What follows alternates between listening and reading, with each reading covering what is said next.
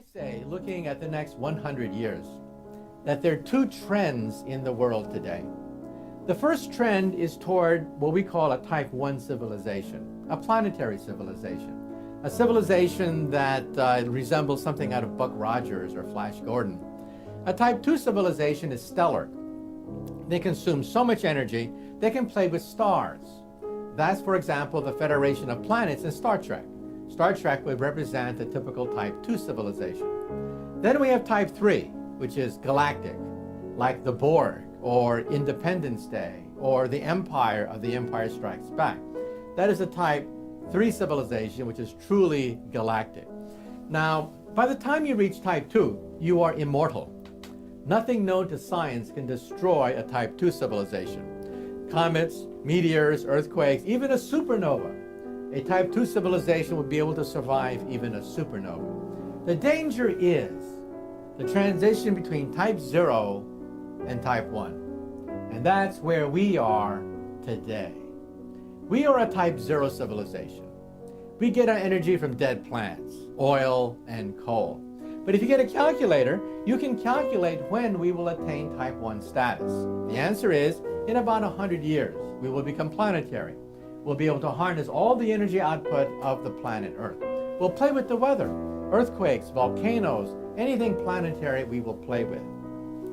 The danger period is now, because we still have the savagery. We still have all the passions. We have all the sectarian fundamentalist ideas circulating around, but we also have nuclear weapons. We have chemical, biological weapons capable of wiping out life on Earth. So I see two trends in the world today. The first trend is toward a multicultural, scientific, tolerant society. And everywhere I go, I see aspects of that birth. For example, what is the internet? Many people have written about the internet, billions and billions of words written about the internet, but to me as a physicist, the internet is the beginning of a Type 1 telephone system, a planetary telephone system. So we're privileged to be alive to witness the birth of Type 1 technology, a planetary telephone system. What is English? English is the beginning of a Type 1 language. Everywhere I go around the earth, people speak English because that's the lingua franca of science, technology, business. They all speak English. It is the #1 second language on the planet Earth. And what is the European Union? The European Union is the beginning of a Type 1 economy. And how come these European countries, which have slaughtered each other ever since the ice melted 10,000 years ago, how come they have banded together, put aside their differences to create the European Union? Well, to compete with us. And who are we? We are NAFTA. So we're beginning to see the beginning of a Type 1 economy as well. Then we're beginning to see the beginning of a Type 1 culture. Everywhere I go, you turn on the radio, and what do you hear? Rock and roll. You hear rap music. You hear youth music. Youth music is now planetary, knows no boundaries around the planet Earth. Everywhere I go, I see high fashion. Chanel, Gucci bags. We're witnessing the birth of a planetary fashion. Also sports. Take a look at the Olympics. Take a look at soccer.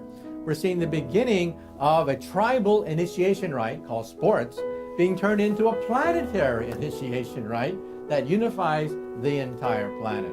So whenever I open the newspaper, every headline I see in the newspaper points to the birth pangs of a Type 1 civilization in formation. However, every time I open the newspaper, I also see the opposite trend as well. What is terrorism? Terrorism, in some sense, is a reaction against the creation of a Type 1 civilization. Now, most terrorists cannot articulate this. They don't even know what the hell I'm talking about. But what they're reacting to is not modernism. What they're reacting to is the fact that we're headed toward a multicultural, tolerant, scientific society. And that's what they don't want. They don't want science. They want a theocracy. They don't want multiculturalism. They want monoculturalism. So instinctively, they don't like the march toward a Type 1 civilization. Now, which tendency will win? I don't know. but I hope that we emerge as a type 1 civilization. Now, in outer space, we look for signs of intelligent life in outer space. So far, we find none. Civilizations like type 1 should be commonplace in the galaxy.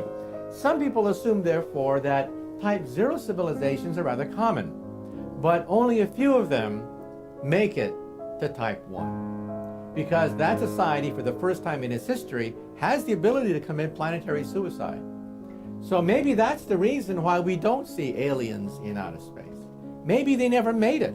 Maybe one day when we have starships and visit them, we'll see atmospheres that are irradiated because they had a nuclear war.